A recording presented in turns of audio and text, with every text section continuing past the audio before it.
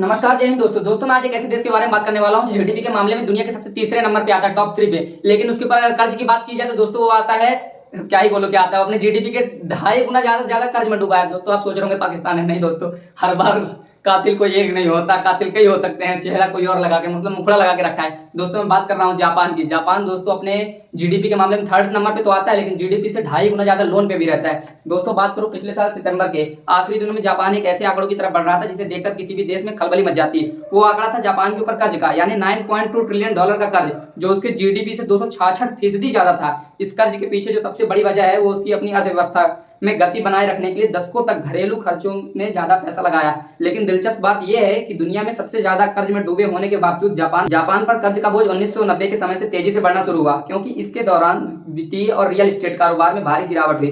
दोस्तों real estate में बता दूं आपको क्या होता है कि रियल एस्टेट एक बिल्डिंग हो गया, रोड हो गया, स्ट्रक्चर, मतलब देश की इकोनॉमी इंफ्रास्ट्रक्चर एक टाइप का हम बोल सकते हैं। कारोबार में भारी गिरावट दर्ज की गई। फिर भी 1995 में जीडीपी और कर्ज का अनुपात 39% ही था। इस तरह 2000 तक जापान पर कर्ज उसके जीडीपी के बराबर तक हो गया, और 10 साल बाद सन 2010 में जापान पर कर्ज जीडीपी से 2 गुना ज्यादा हो गया।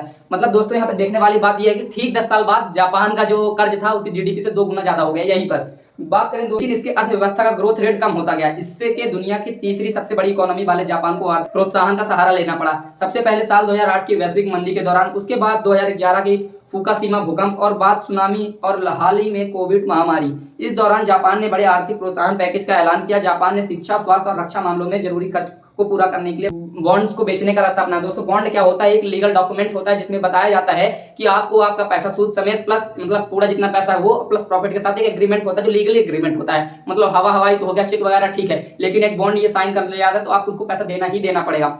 दूसरे शब्दों में कहें तो जापान अंतरराष्ट्रीय बाजारों में इस वादे पर कर्ज उठाता है कि इन्वेस्टर्स को उनके पूरे पैसे थोड़े प्रॉफिट के साथ लौटा देगा।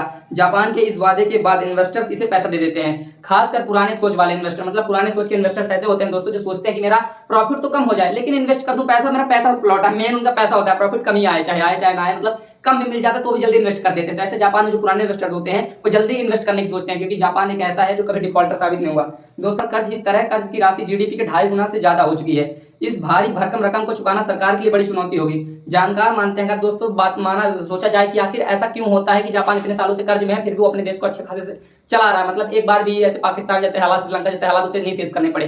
दोस्तों उसका कारण यह है, एक तो जापान किसी भी कर्ज पर डिफॉल्टर साबित नहीं हो। मतलब अगर आपके किसी के साथ क्रेडिट बिगड़ जाएगा दोस्तों तो सामने वाला आपको लोन देने से इनकार कर देगा। मतलब एक पहली बात तो जापान ने क्रेडिट बना के रखी सामने वाले से, और दूसरी बात दोस्त ने बेहद कम ब्याज पर सरकारी बॉन्ड्स के जरिए लोन ले लिया। मतलब अगर बहुत कम बॉन्ड्स, किसी चीजों को मैं रेट गिरा दूं, आप जल्दी आ जाओ, इसके बदले मुझे ये दे दो, इतना पैसा तो आप दे दोगे। और जापान इसी के चलते जल्दी मतलब इन्वेस्ट हो जाता था उनके अंदर, इन्वेस्टर पैसा लगा देते थे। मतलब एक कहते हैं ना कि भाई अगर आप मेरे को दोगे तो मैं चीज लौटा दूंगा, एक बार आपका भरोसा बन जाता है मेरे से, उस टाइप का जापान के साथ हो गया था। और एक जापान की खास बात यह है कि ये दूसरे देशों की मुद्रा में कर्ज नहीं लेता, बल्कि उसका सारा कर्ज उसी की मुद्रा येन में होता है। दोस्तों मैं बता देता हूँ कि जापान की करेंसी येन है, और जापान जितना भी लोन लेता है, जितना भी कर्ज लेता है वो अपनी खुद की करेंसी मतलब येन में लेता है। इसके चलते जापान का सेंट्रल बैंक इंटरनेशनल मार्केट में गिरावट से कम अफेक्ट होता है। जापान का 90% तक कर्ज जापान के इन्वेस्टर्स का ही है। मतलब जितने जापानी इन्वेस्टर्स हैं सारा कर्ज, मतलब जितना लोन देते हैं जापान के ऊपर इन्वेस्ट कर देते हैं। इसका फायदा क्या होता है दोस्तों, जैसे इंटरनेशनल मार्केट में गिरावट आती है उससे जापान कम अफेक्ट होता है, मतलब अफेक्ट होता ही नहीं, बहुत कम अफेक्ट होता है वहाँ का सेंट्रल बैंक वगैरह। अगर ब्याज दर बाहर की मार्केट में बढ़ रही है लेकिन इन्होंने लोन अपने खुद की करेंसी में लिया तो उससे ज्यादा प्रभावित नहीं होते हैं जापान वाले। मतलब इनकी देखा जाए तो कुल मिला के ऐसी स्ट्रेटजियां हैं जिनके चलते देश आज भी चल रहा है अपने 2.5 गुना जीडीपी से 2.5 गुना ज्यादा लोन होने के बावजूद। और दूसरी बात आप गौर करना दोस्तों कि इस देश में कभी भी राजनीतिक माहौल, मतलब संकट इस टाइप का नहीं आया जैसे अपने यहाँ पाकिस्तान, अपने बगल में पाकिस्तान हो गया, श्रीलंका हो गया। यहाँ राजनीतिक तौर पे मतलब ज्यादा से ज्यादा संकट आए जिसके कारण से सारी चीजें हुई है।